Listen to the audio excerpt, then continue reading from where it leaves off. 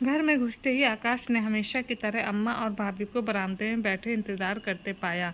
पैर छूते ही उन्होंने झोली भर आशीर्वाद थमा दिए थे। खूब आगे बढ़ो, खूब कमाओ, खूब सुखी रहो, कभी कोई दुख न आए। दुख का नाम लेते ही साड़ी के पल्ले से अपनी आंख पोंछते हुए अम्मा ने उस दुख की भूमिका निभाई जो वो बताने वाली थी। बेटा, दिनेश घर छोड़कर चला गया। मातम फैल गया है शादी वाले घर में। पड़ोसी के घर की ओर देखते हुए अम्मा की आंखों से सच में आंसू बह निकले थे। आकाश ने बात को समझने की चेष्टा की। मतलब, कहाँ चला गया दिनेश? धोखे से शादी करा दी गई उसकी। लड़की का बायां हाथ एकदम बेकार है, ऐसा समझ लो, बस शरीर से लगा है, इतना, बस इतना ही उठता है। भाभी ने जिस तरह से नकल करके लड़की के बारे में बताया, आकाश को भाभी के शब्दों से घिन आ गई। वो कैसे किसी के बारे में इतना असंवेदनशील होकर बोल सकती थी? किसी जीते जागते इंसान की अपंगता बता रही थी या किसी खिलौने का डिफेक्ट? तो इस बात पर दिनेश चला गया, मतलब अपनी वाइफ को यहीं छोड़कर चला गया। और नहीं तो क्या, कोई भी हो यही करेगा। इतनी बड़ी बात छुपा के, एक तो शादी हुई, ऊपर से दिनेश में तो कोई कमी है नहीं, फिर वो ये सब क्यों झेले? अम्मा ने दिनेश का फैसला सही बताते हुए कहा। दिनेश का परिवार और ये परिवार बस कहने को पड़ोसी थे। बचपन से आज तक क्या किसके यहाँ पका कोई नहीं जानता। सारे व्यंजन मिलाकर दोनों घरों की थाली लगती थी। इस घर के दोनों लड़के और उधर से दिनेश, ये तिकड़ी मशहूर थी। तीनों साथ बड़े हुए, साथ पढ़े और साथ ही पिटे भी। दिनेश की उम्र 20 साल रही होगी कि उसकी माँ चल बसी। तब से उसका खाना पीना, जुकाम बुखार सब कुछ इसी घर में संभलता रहा। अक्सर लोगों को भ्रम हो जाता था कि तीनों भाई हैं। आपका छोटा लड़का बहुत सीधा है, बड़ा और मंझला तो महा बदमाश है। अम्मा तक शिकायत आती तो वो मग्न हो जाती। मंझला हमारा नहीं, बगल वालों का दिनेश है। वो वैसे वो भी हमारा ही है। सभी बच्चों में ममता बराबर बटी थी, तभी तो आज दुख भी सबको भिगो रहा था। शाम को भैया दुकान से लौटे तो आकाश को लेकर छत पर चले गए। दाएं बाएं देखते हुए दीवार के अंदर छुपा के रखी एक बोतल निकाल ली थी। आकाश से भी पूछा, उसने मना कर दिया। भैया एक घूंट गटकते हुए बोले, दिनेश से हमारी बात हुई थी, अभी दोस्त के यहाँ है, आराम से, किसी से कहना नहीं। तब फिर ये नाटक किस लिए? आकाश ने पूछा। अरे एक लूली लड़की लाकर पटक गए, सब ठीक किया जो भाग गए। अब हालत खराब है सबकी, दिनेश के पिताजी की भी, लड़की के बाप की भी। वो शब्द लूली लड़की सुनकर आकाश को लगा जैसे एक फांस आकर गले में चुभने लगी हो। इतनी गंदी तरह से किसी को कैसे परिभाषित किया जा सकता है इतनी आसानी से? ऊपर से भैया जिस आनंद से एक एक घूंट भरते हुए इस घटना के बारे में बता रहे थे, आकाश को लगा जैसे किसी नाटक का एक एक भाग दिखाया जा रहा था। पहले भाग में दुख था, इस भाग में तसल्ली। पहले से पता होता ना सबको। आकाश के सामने अब भी सब कुछ स्पष्ट नहीं था, इसलिए भैया से पूछ बैठा। आकाश के सामने भैया ने शराब की एक बड़ी घूंट लेकर असली बात बताई। दिनेश के पिताजी को पता था, वही लड़की देखकर आए थे, मगर दिनेश को सिर्फ फोटो दिखाई गई, उसकी कमियों को छुपाकर रखा। पर लड़की गजब की सुंदर है और यही कारण था कि दिनेश ने हाँ कर दी। शादी में भी हाथ ढका रहा, किसी को भनक ही नहीं लगी। अब यहाँ आकर असलियत खुली। आकाश ने दीवार पर टिककर बैठते हुए पूछा, दिनेश के घर से जाने का क्या मकसद है? क्या होगा इससे? भैया ने कुर्सी के हत्थे पर हाथ मारते हुए कहा, अब आया सही सवाल। देखो, दिनेश ने माहौल बना दिया है घर से भागकर। अब चाहे जो मांग दे, लड़की का बाप देने को तैयार हो जाएगा। वैसे ठीक भी है, बुरा तो हुआ है बेचारे के साथ। भैया ने सूत्रधार का रोल अदा करते हुए एक पैग और बना लिया था। आकाश ने उनकी बात काटी, मुझे तो सही नहीं लग रहा। ये कोई बात ही नहीं है शादी तोड़ने की या फिर मांग उठाने की। मान लो शादी के कुछ साल बाद ये होता तो, और ये तो किसी के साथ भी हो सकता है कभी भी। और दिनेश खुद परफेक्ट है क्या जो डिमांड करेगा इस बात के लिए? आकाश के सामने दिनेश का पूरा व्यक्तित्व घूम आ गया था, उनका इतिहास भी और भूगोल भी। आकाश के सवाल पर भैया भड़क गए थे।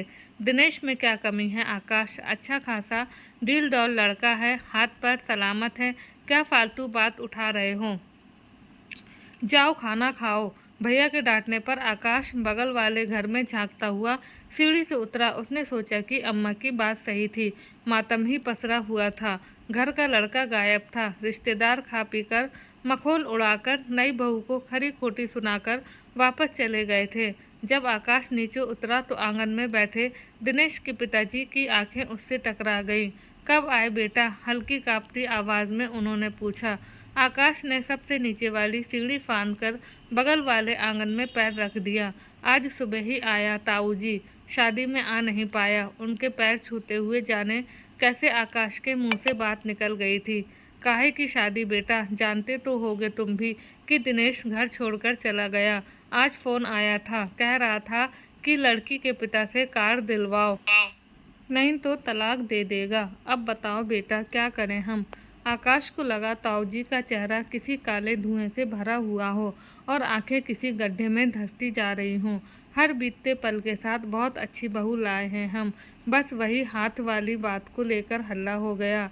कितनी पढ़ी लिखी है, दिनेश तो कहीं नहीं टिक सकता उसके सामने। तुम बहू से मिलोगे? आकाश के जवाब देने से पहले ही वो किसी को आवाज़ देकर बहू को बुलवा चुके थे। थोड़ी ही देर में ही छम छम पायलों की आवाज़ आकाश के पास आकर थम गई थी। आओ बहू बैठो, ये आकाश हैं, दिनेश और ये साथ ही बड़े हुए हैं। रात दिन का साथ रहा दोनों का। और ये शिल्पा है हमारी बहू।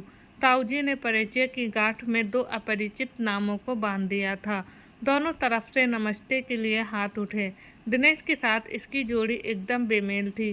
कहाँ दिनेश का धूर्तता से भरा चेहरा, जिसमें पान मसाला गुलगुलाने की आदत उसको और भीभत्स बना जाती थी, और कहाँ इस लड़की का मासूम चेहरा जिस पर सुघड़ता और शिक्षा के निशान साफ साफ देखे जा सकते थे। ताऊजी मैं चलता हूँ, फिर आऊँगा। उस माहौल में वह और थोड़ी देर बैठना संभव ही नहीं था। अगले ही दिन सुबह फिर आमना सामना हुआ। मंदिर की घंटी जैसी आवाज़ ने आकाश का ध्यान भंग किया। बगल वाली छत पर खड़ी शिल्पा एक कपड़े की ओर इशारा करके कह रही थी, वो कपड़ा आपकी छत पर चला गया है। आकाश ने अपनी छत पर आया वो कपड़ा देखा। ये आपका है? हाँ, इसमें तो मिट्टी लग गई है। आकाश ने वो कपड़ा शिल्पा को थमाते हुए कहा। उसने तुरंत कहा, हाँ फिर से धोना पड़ेगा। फिर बाकी कपड़े को तार पर कपड़े फैलाती शिल्पा के हाथों पर आकाश ने गौर किया। शिल्पा का बायां हाथ पूरी तरह ऊपर नहीं उठ पाता था। आकाश उसके चेहरे पर फैली शांति देखकर हतप्रभ था। कौन कहेगा मन के अंदर ये इतने तूफान समेटे बैठी हुई थी। कितने ही सवाल आकाश की जुबान तक आकर लौटते रहे। कैसे बात शुरू करता? फिर शिल्पा ने ही सवाल पूछकर ये समस्या हल कर दी थी। पिताजी बता रहे थे आपकी जॉब के बारे में। इतना कठिन एग्ज़ाम, बैंक पीओ का आपने क्वालिफाई कर लिया, कॉन्ग्रेचुलेशंस। आकाश ने थैंक्स कहने के साथ ही पूछ भी लिया, आपने क्या किया हुआ है? मतलब क्वालिफिकेशन? हिंदी में एमए हूँ। आगे रिसर्च के लिए सोचा था, लेकिन घर में कोई माना नहीं, बस शादी की रट लगा दी गई। आकाश ने देखा कि शादी के नाम से उसका चेहरा ऐसे कुम्हला गया था जैसे कोई गुलाब का फूल तोड़कर तपती धूप में रख दिया गया हो। हिंदी लिटरेचर में मेरा भी इंटरेस्ट है, काफ़ी पढ़ता हूँ। अच्छा, आपके पास किताबें हों तो दीजिएगा, यहाँ दिन भर खाली क्या करूँ, कुछ समझ नहीं आता। शिल्पा के जीवन का अकेलापन उसके चेहरे पर आकर पसर गया था। खाली बाल्टी उठाकर वो तुरंत सीढ़ियों की ओर बढ़ गई थी। आकाश सीढ़ियाँ उतरती उस धैर्य की मूर्ति को देखता रह गया था।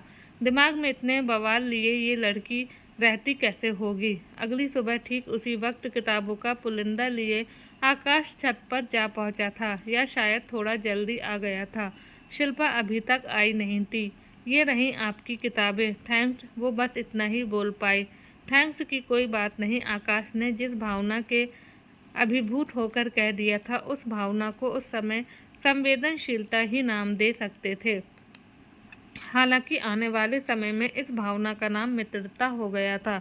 15-20 दिनों में ही वो छत साक्षी हो चुकी थी उस मित्रता की, जहां वो बातें की जाने लगी थी और जो और कहीं नहीं की जा सकती थी। आकाश अपने लिए आए रिश्तों के बारे में बताता और शिल्पा थोड़ा बहुत ही सही लेकिन अपनी उलझनों का जिक्र भी छेड़ती। कभी ताऊजी की बीमारी से संबंधित सलाह लेती, कभी बीते कड़वे संस्मरण साझा करती। आपका नाम बहुत अच्छा है शिल्पा, किसने रखा? आकाश के पूछते ही उसकी आंखों में पानी तैर गया था। पता नहीं किसने रखा, लेकिन सही नहीं किया। स्कूल कॉलेज सब जगह शिल्पा और मेरी अपंगता की तुकबंदी मिलाई गई, चुटकुले बने। शिल्पा लूली आंखों में भरे आंसू बात पूरी तरह करते हुए छलक भी आए थे। आकाश ने बात संभाल ली थी। शिल्पा यानी हर श्रृंगार, जितनी अच्छी सूरत उतनी ही अच्छी सीरत। पता है ना आपको इसके औषधि गुणों के बारे में। शिल्पा के बहते आंसुओं पर जैसे किसी ने बांध बना दिया था उस दिन। आंसू रुके और मुस्कान की ऊर्जा बिखर गई। उस दिन के बाद तो जैसे सच में हर श्रृंगार थोड़ा और समृद्ध हो उठा था। आंगन वाला भी, छत वाला भी, और धीरे धीरे इतना समृद्ध हुआ कि उसकी खुशबू से आकाश अछूता न रह सका। आकाश छत पर जाने के बहाने ढूंढता, कभी मैसेज करके, किसी काम के बहाने से उसको छत पर आने को कहता। हिंदी साहित्य की बातें होती, कविताएं सुनाई जाती, साहित्यिक बहस भी होती। आकाश उससे मिलकर आता तो उसको लगता आंगन में लगा हर श्रृंगार फूलों से अचानक लद गया हो। एक दिन शिल्पा ने भरी आवाज में पूछ लिया था, आप बताइए मुझे, क्या अपंगता केवल शारीरिक होती है? दिनेश भी तो अपंग है। किसी की शैक्षणिक अपंगता कब गिनी जाएगी? केवल यही नहीं, किसी लड़की के घर वालों को ब्लैकमेल करके कार मांगना, ये सोच, ये सामाजिक अपंगता नहीं है। मैंने मना कर दिया था कि केवल 8वीं पास लड़के से मैं शादी नहीं करूंगी, लेकिन मेरी इस शारीरिक कमी को बार बार जताकर रिश्ता तय कर दिया गया था। बोलते हुए वो फपक कर रोने लगी थी। शिल्पा की कही एक एक बात सच थी, लेकिन इस सच को कौन मानने को तैयार होता। शिल्पा के बारे में सोचते हुए आकाश बहुत दूर तक सोचता चला गया। ऐसा नहीं कि सिर्फ आज उसके बारे में सोच रहा था। कुछ दिनों से उसने महसूस किया था कि जब तक छत पर ना जाए लगता ही नहीं था कि दिन हुआ भी है या नहीं। और अम्मा से या ताऊजी से कुछ कहना इतना आसान नहीं था। भैया से ही शिल्पा के बारे में बात की जा सकती थी। रात में भैया छत पर होते थे। इसी उम्मीद में आकाश छत पर पहुंचा। भैया वहां थे ही नहीं, लेकिन मेज पर रखी बोतल और ग्लास में बची शराब उनकी थोड़ी देर पहले की उपस्थिति दर्ज करा रही थी। आकाश निराश होकर नीचे लौट आया। रात गहरी रही थी। बात सुबह तक टाल दी, लेकिन सुबह तो कुछ और ही बवाल लिए खड़ी थी। जबान संभाल कर बात करिए ताऊजी, मेरा मुंह मत खुलवाइए। भैया की गरजती आवाज़ सुनकर ही आकाश की आंख खुली थी। बाहर आकर देखा, इधर भैया, भाभी, माँ, उधर दूसरी तरफ ताऊजी और एक खंबे की ओट में खड़ी शिल्पा। क्या हुआ भैया? आकाश ने भैया के पास जाकर पूछा। उनकी आंखें आग उगल रही थीं। होना क्या है? खुद का पति छोड़कर चला गया, मेरे ऊपर इल्ज़ाम लगा रही है कि रात में इसकी छत पर मैं गया था। अरे अच्छी खासी बीवी है, इसके पास क्यों जाएंगे? उसके बाद आकाश उनको खींचता हुआ अंदर लाने लगा था। भैया चिल्लाते जा रहे थे, कल रात 12 बजे तो घर लौटा हूँ, कह रही है 10 बजे इसकी छत पर गया मैं। भैया को पकड़े हुए आकाश के हाथ एकदम से ढीले पड़ गए। अगर भैया ने ये सफाई ना दी होती तो शायद वो भैया को ही सही मानता, लेकिन कल रात वो खुद बॉटल देखकर आया था, ठीक उसी जगह जहाँ भैया बैठकर पीते थे। आकाश के मन में गुड़ा भाग अब भी चालू था। भैया घर आने की बात झूठ क्यों बोल रहे थे? कुछ तो था जो मुट्ठी में छुपा था। भैया ये सब क्या बोला जा रहा है? आकाश ने अंदर आकर पूछ लिया था। भाभी ने चेहरा घुमाकर बात टाल दी थी। अम्मा भड़क उठी थी। ये तुम अपने बड़े भाई से पूछ रहे हो, शर्म नहीं आती? भैया ने अम्मा की ओर देखा, फिर आकाश की ओर, फिर आंखें मटकाते हुए बोले, इसको किस बात की शर्म आएगी अम्मा? इनका नैन मटक्का चल रहा है, पूरा मोहल्ला देखता है, छत पर खड़े होकर रोज बतियाते हैं। अम्मा इसके आगे सुन ही नहीं पाई थी, बेड का कोना पकड़कर लड़खड़ा गई थी। आकाश ने आगे बढ़कर संभाला ना होता तो गिर ही गई होती। हमारी कसम खाकर बताओ आकाश, क्या ये सब सच है? अम्मा ने आकाश का हाथ लेकर अपने सिर पर रख दिया था। आकाश ने झटके से अपना हाथ खींचा। पहले भैया का हाथ अपने सिर पर रखवा कर पूछिए कि कल रात वहाँ गए थे कि नहीं। भैया को तो जैसे बिजली का नंगा तार छू गया था। पहले बताओ तुम किस लिए जाते हो? भैया तमीज़ से बात करिए, मैं आपकी तरह नहीं हूँ, मेरी तरह नहीं हो, किस लिए बात करते हो फिर? शादी करोगे क्या? जाओ कर लो, हाथ देखे हैं ना उसके। किसी दानों की तरह अट्टहास करते हुए भैया कमरे से बाहर निकल गए थे। आकाश घर में रुक ही नहीं पा रहा था। बाहर आते ही उसने सबसे पहले फ़ोन ही करना ठीक समझा था। हेलो शिल्पा, सुनो, कुछ बात करनी है। किस लिए फ़ोन किया है? सवाल पूछते हुए उसकी आवाज़ भर्रा गई थी। थोड़ी देर बाद वो सुबकने भी लगी थी। आकाश ने इससे ज़्यादा बेबस कभी महसूस ही नहीं किया था। शिल्पा, मेरी बात सुनो, मुझे पता है सच क्या है। हेलो, सुन रही हो ना? एक बात बताओ, पूछिए, उधर से हल्की सी आवाज़ आई। तुम किस बात का इंतज़ार कर रही हो? अपने घर चली क्यों नहीं जाती? किस घर की बात कर रहे हैं आप? मायके की? वो मेरा घर होता तो मुझे ले नहीं जाया जाता अब तक। भाई साफ साफ पहले ही कह चुका है कि बोझ हूँ मैं सब पर। शिल्पा की आवाज़ फिर भर्रा आई थी। आकाश ने एक लंबी सांस लेकर पूछा, तुम क्या सोचती हो खुद को? कल सब आ रहे हैं, पापा और दिनेश भी। कल पता चल जाएगा कि क्या करना है। तुमने ठीक से सुना ही नहीं। मैंने ये नहीं पूछा था कि तुमने आगे के लिए क्या सोचा है। मैं ये पूछ रहा था कि तुम अपने को क्या सोचती हो। तुम भी बोझ मानती हो खुद को? थोड़ी देर उधर शांति रही, फिर जवाब आया, सच बताऊं? हाँ, बिल्कुल सच। बचपन से अब तक अपने अधूरेपन को लेकर इतना कुछ सुना कि मन में कुंठा तो बैठ ही गई थी। फिर शादी के बाद ये कुंठा और बढ़ी। लेकिन शिल्पा कुछ बोलते बोलते रुक गई थी। आकाश ने बात पूरी करने के लिए कहा, मैं सुन रहा हूँ, बोलो। आपने मेरे अंदर की कुंठा को काफ़ी हद तक कम किया है, या कह लीजिए ख़त्म ही कर दिया है। आकाश को लगा जैसे शिल्पा सामने होती तो ये बात सुनते हुए उसको देख भी लेता। चेहरे पर कौन सा रंग आया होगा इस वक्त? दोस्ती का या फिर कुछ और कुछ कहना चाहती हो? आकाश कुछ और भी सुनना चाहता था। शिल्पा ने कहा, भी शायद मैं कल यहाँ से चली जाऊँगी। एक रिक्वेस्ट थी आपसे। आपने मेरे लिए बहुत कुछ किया है, बस मेरे ऊपर लगा ये दाग हटा दीजिए कि मैं झूठ बोल रही थी। सबके सामने कह पाएंगे कि आप जानते हैं अपने भाई की असलियत। आप मेरा साथ देंगे? तुमसे कुछ पूछना था, बताओगी? आकाश ने जवाब देने की बजाय एक और सवाल पूछ लिया था। पूछिए, बहुत धीमी आवाज़ सुनाई दी। मैं तो तुम्हारा साथ दूंगा ही, तुम मेरे साथ आगे तक चलोगी? शिल्पा थोड़ी देर चुप रही थी, फिर आकाश ने ही फ़ोन काट दिया था। उसको खुद नहीं पता था कि कल क्या होने वाला था। अगली सुबह सब इस तरह बारूद से भरे बैठे थे कि एक तीली छुआते ही सब कुछ तहस नहस हो जाएगा। ताऊजी, भैया, दिनेश, अम्मा, भाभी, आकाश, शिल्पा के पिताजी और हर बार की तरह ओट में खड़ी हुई शिल्पा।